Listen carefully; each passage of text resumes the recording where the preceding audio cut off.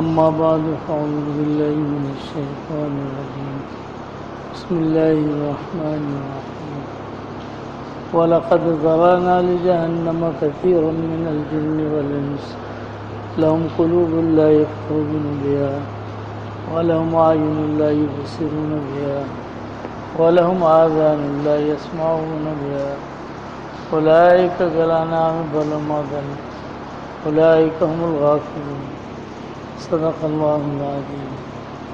अल्लाहुम्मा सल्लि व सल्लिम व बारिक अला सय्यिदिना व मौलाना मुहम्मदिन व अला आलिहि व सहबिहि कमा तुहिब्बु व तर्ज़ा अदद मा तुहिब्बु व तर्ज़ा।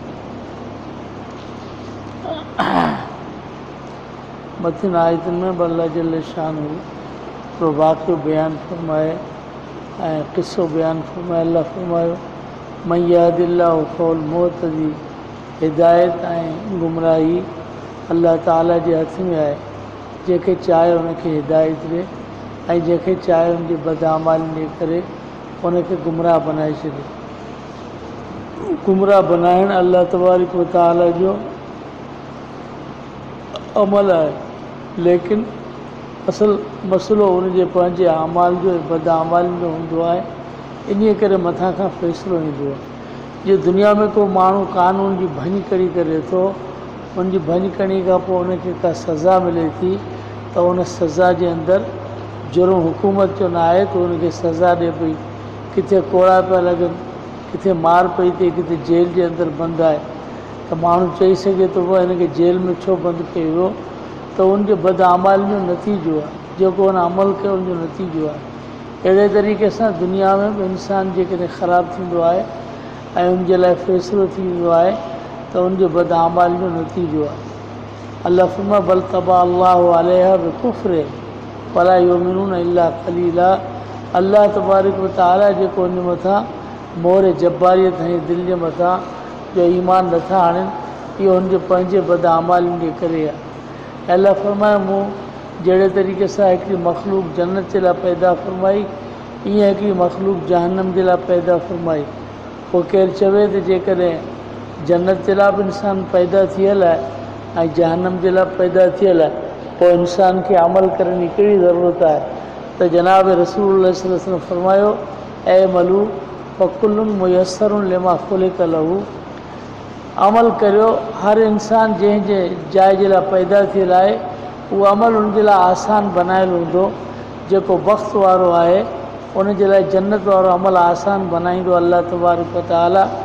अम्मा मन आता वत्तक़ा वसद्दक़ बिल हुस्ना फसनुयस्सिरुहु लिल युस्रा व अम्मा मन बख़िल वस्तग़ना वकज़्ज़ब बिल हुस्ना फसनुयस्सिरुहु लिल उसरा। त जेको अहले सआदत आहे उनजे लाइ अल्लाह ताला जन्नत जो रस्तो आसान फरमाईंदो। जेको अहले शक़ावत ऐं बदबख़्त आहे उनजे लाइ अल्लाह जहन्नम जो रस्तो उहो आसान फरमाईंदो।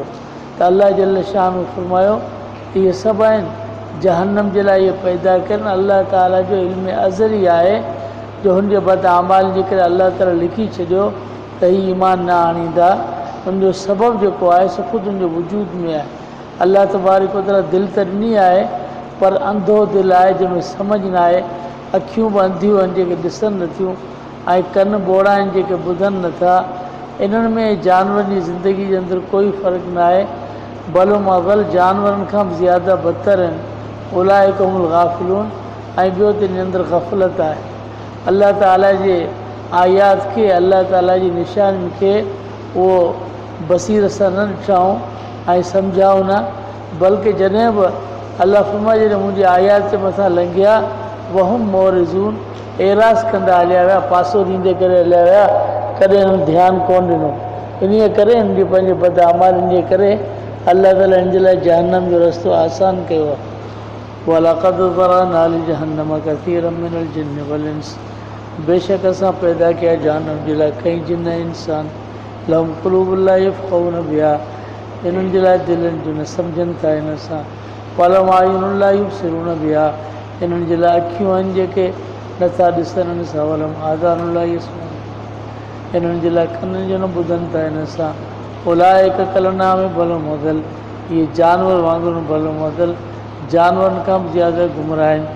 उलाइक हुमुल गाफ़िलून। जानवर बि सुबुह जो जेकर छॾींदे शाम जो फिरी सिरी मालिक जे घर अची पुॼंदो। रस्तो गॾे खे ख़बर पइजी वेंदी आहे जेकर केॾा खणी ईंदे 1.5-2 किलोमीटर गाह जहिड़ा किथे त वापसी जे रस्ते जी खणी वञण वारे खे ख़बर न हूंदी। गॾु हुन रस्ते तां अची पंहिंजे जॻह ते पहुचंदो।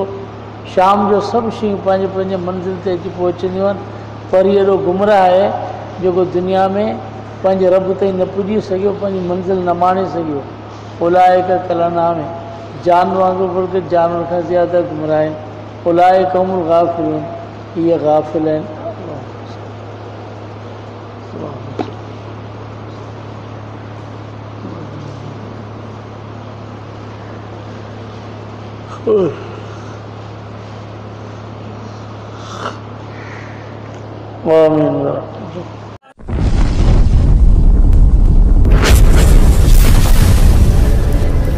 Subscribe my YouTube channel.